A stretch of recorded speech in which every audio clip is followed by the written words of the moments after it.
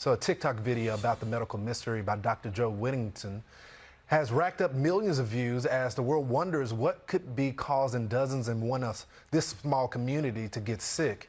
And ER physician Dr. Joe Whittington joins me now with his take.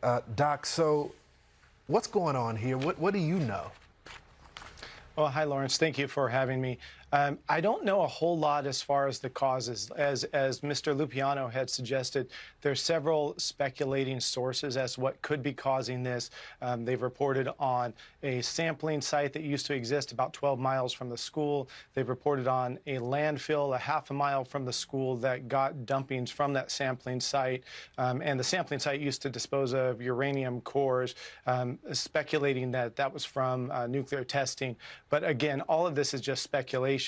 There was also an AP story from 1997 that one of the classrooms had a radioactive rock that set off the Geiger counter and the school had to be evacuated by a hazmat team. But later they said that rock turned out to not be dangerous, according to the scientists that analyzed it.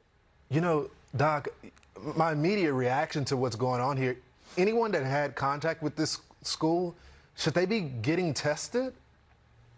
You know, I think it would be a good idea for them to be in touch with local officials as well as their primary physician to be monitoring for any sort of symptoms they might develop, because the numbers that are coming out of this are quite staggering. The numbers are much more substantial than you would find in the general population.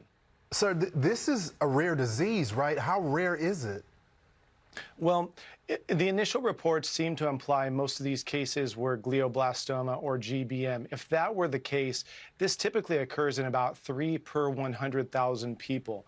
But now more reports are saying it's a mixture of different type of brain tumors. But even if that's the case, primary brain tumors only occur at a rate of about 10 per 100,000. Now, if you look at the school and you analyze the data, apparently Mr. Lupiano looked from 1975 to 95, the graduating classes. I kind of crunched the numbers myself, and if you put that on the same scale, it would be over 1,600 people per 100,000, or over 160 times the general population.